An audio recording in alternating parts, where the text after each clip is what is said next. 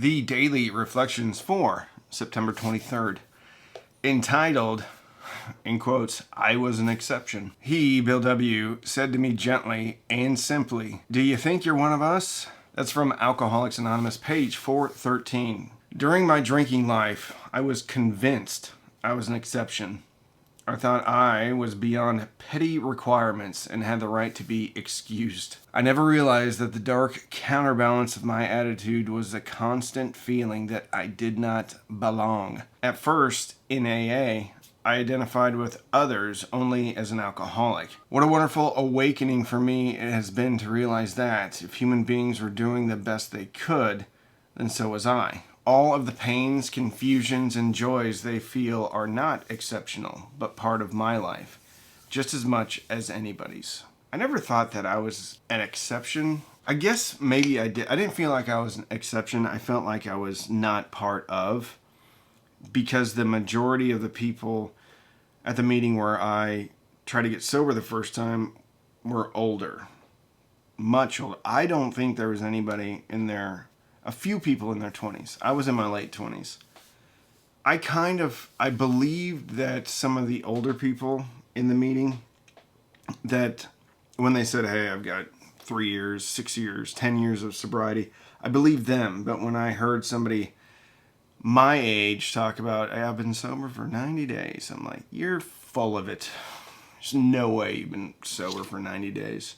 So I guess I did think I was an exception, but nobody could really understand what I had been through specifically, or the reasons why I drank. And I had a sponsor tell me one time, he said, "You're a garden variety alcoholic. You're not special.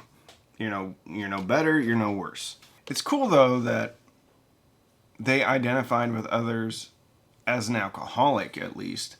And then it was kind of the second level of that was understanding that everyone's doing the best that they could.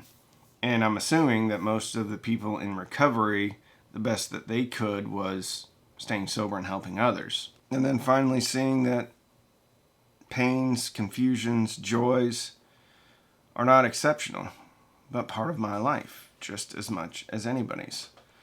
I find it interesting that they used pains, confusions, and then followed it up with joys.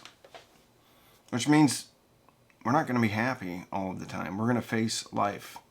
Pains, confusions, and joys. The cool thing about the pains and confusions is, in my life, once I'm on the other side of those, there's always a lesson to be taken away. I thought I was beyond petty requirements and had the right to be excused.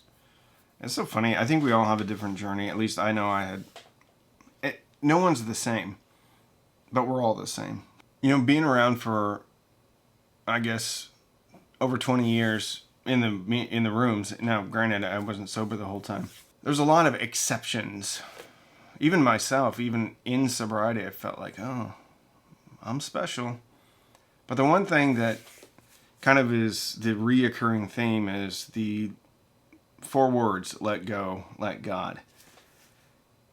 And in my experience, and I've seen it in other people's lives, as soon as that happens, that's the turning point, because that is the admittance that a life run on self-will is not going to be one that includes sobriety.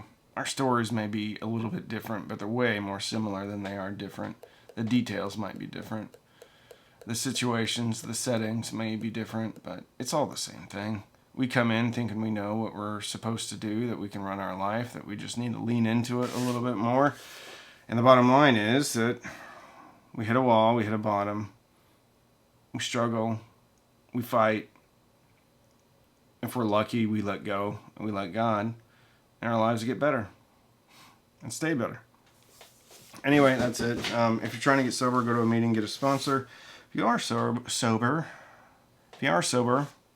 go to a meeting and talk to your sponsor. Thanks for watching.